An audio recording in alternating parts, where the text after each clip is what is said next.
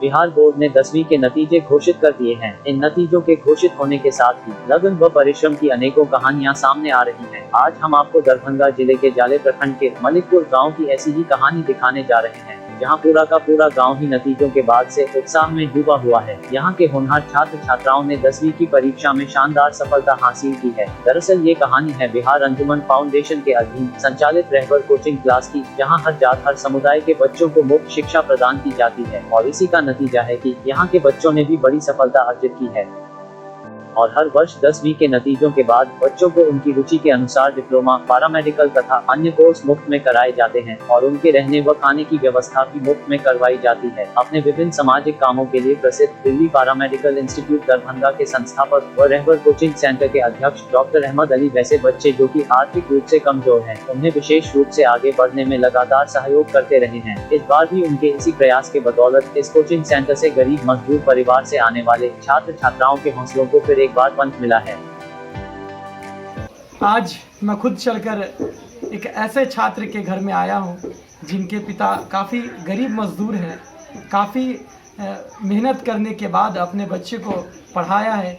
जो कि छात्र आप देख सकते हैं हमारे बीच मौजूद हैं। इन्होंने मैट्रिक के परीक्षा में 436 अंक लाकर अपने गांव, कस्बे, समाज का नाम रोशन किया है। आज आप और हम इनके बारे में खास बातें जानेंगे।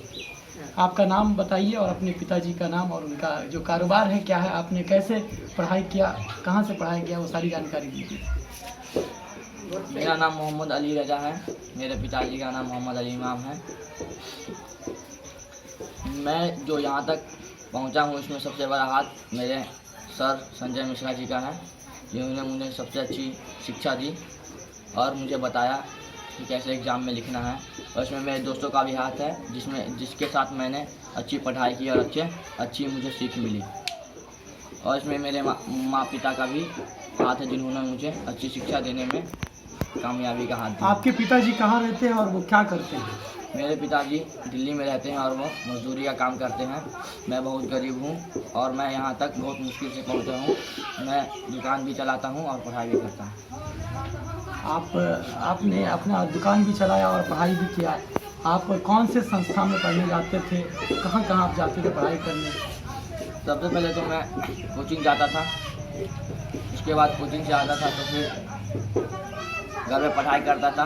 उसके बाद फिर रहबर कोचिंग जाता था और वहाँ के टीचर ने भी मुझे सबसे अच्छी शिक्षा दी। वहाँ मुझे बढ़ावा मिला पढ़ाई के मामले में। आपको रहबर कोचिंग में कौन सी ऐसी सुविधाएं मिली जिसका आप लोगों को जानकारी देंगे? रहबर कोचिंग में मुझे बहुत अच्छी सुविधाएं मिली। वहाँ मैं जो कोचिंग में पढ़ाई होती थी वहाँ दोबारा रिपीट किया जाता था और अच्छी तरीके से पढ़ाया जाता था। ये रहबर कोचिंग सेंटर की टॉप 3 स्टूडेंट्स है। आइए इनसे कुछ खास बातचीत करें। इन्होंने अभी मैट्रिक का परीक्षा 405 अंक लेकर प्राप्त किया है। आइए इनके बारे में और इनके परिवार के बारे में जानना चाहेंगे। सर, मेरा नाम पूजा कुमारी है। मैं मलिकपुर की रहने वाली हूँ। मेरे पिताजी किसान हैं। और आपके पिताजी कहाँ किसानी करते हैं, इनका नाम क्या है? सर, नाम है श्री रामप्रीत सैनी।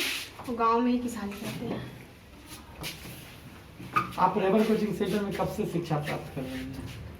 करीब 2 साल से, 9th से। यानी कि आप 9th में और 10th वहीं से की है? जी सर।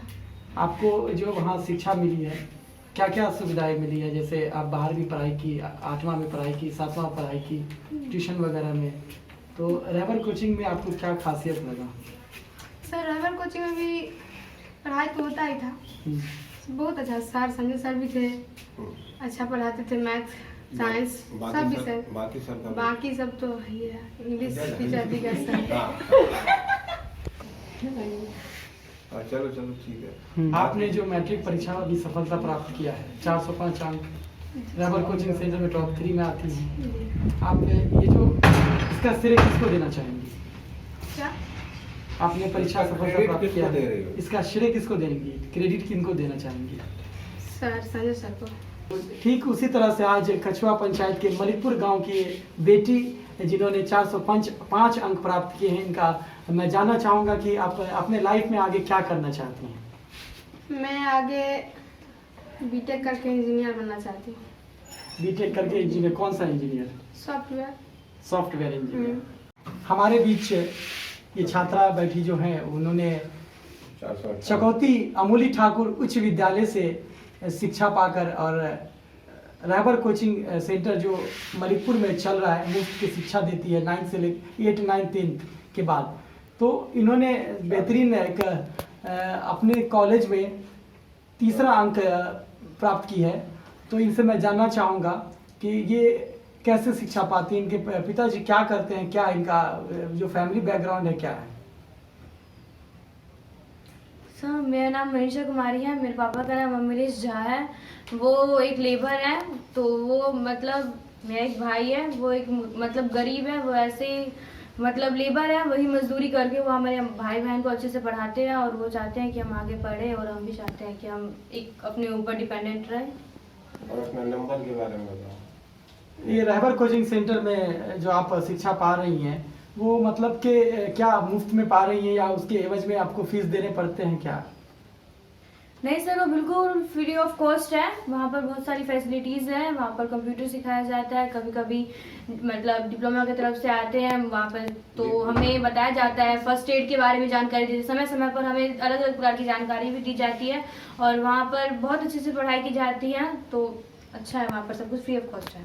आपने अभी मैट्रिक की परीक्षा में सफलता पाया, इसका श्रेय किसको देना चाहेंगे? इसका श्रेय मैं संजय सर को देना चाहूँगी, क्योंकि एक स्टूडेंट की लाइफ में टीचर का एक इम्पोर्टेंट रोल होता है और आज उन्हीं की वजह से मेरे नंबर है।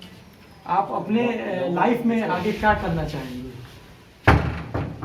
418 नंबर है मेरा। अभी मेरा 418 नंबर है, लेकिन अभी मैं आगे इंटर करूँगी। उसके आगे कोई मेरा वो रोल नहीं है, लेकिन मैं एक टीचर बनना चाहती हूँ। आप अपने बारे में पूरी जानकारी दें। जी, मेरा नाम साक्षी कुमारी है। मेरे पिताजी का नाम संजय मिश्रा है। वो एक छोटे से किसान है और मुझे थोड़ी शिक्षा भी देते हैं। वो मेरी शिक्षा देते हैं और मेरे भाई को किसी तरह अपना पढ़ाई के ऊपर जो है ना सारा खर्चा करते हैं। आप ये जो शिक्षा पा रही हैं, आप इसका श्रेय किसको देना चाहेंगी? जी, मैं जो शिक्षा पा रही हूँ उसका पूरा श्रेय मेरे पिताजी को जाता है, क्योंकि वही मुझे शिक्षा के लिए प्रेरणा देते हैं और वही मेरी शिक्षा करवाते हैं। आपके पिताजी एक किसान हैं, फिर भी आप लोगों को पढ़ा रहे हैं, और ये जो रहबर कोचिंग सेंटर है, क्या वहाँ कोई फीस वगैरह लेते हैं? क्या किस तरह से आपकी जो पढ़ाई चल रही है वो किस तरह से होती है? जी, वहाँ पे कोई फीस नहीं ली जाती है एवं वहाँ पे शिक्षा भी एकदम अच्छी तरीके से दी जाती है। यानी हमें जो कोई भी क्वेश्चन में दिक्कत होता है तो वहाँ पे जो शिक्षक सब है वो अच्छे से क्लियर करके हर सवाल का आंसर देते हैं। आप वहाँ पे कितने सालों से पढ़ रही हैं? जी, मैं वहाँ पे 2 सालों से पढ़ रही हूँ। यानी क्या 8, 9, 10? नहीं, 9th और 10th। 9th और 10th।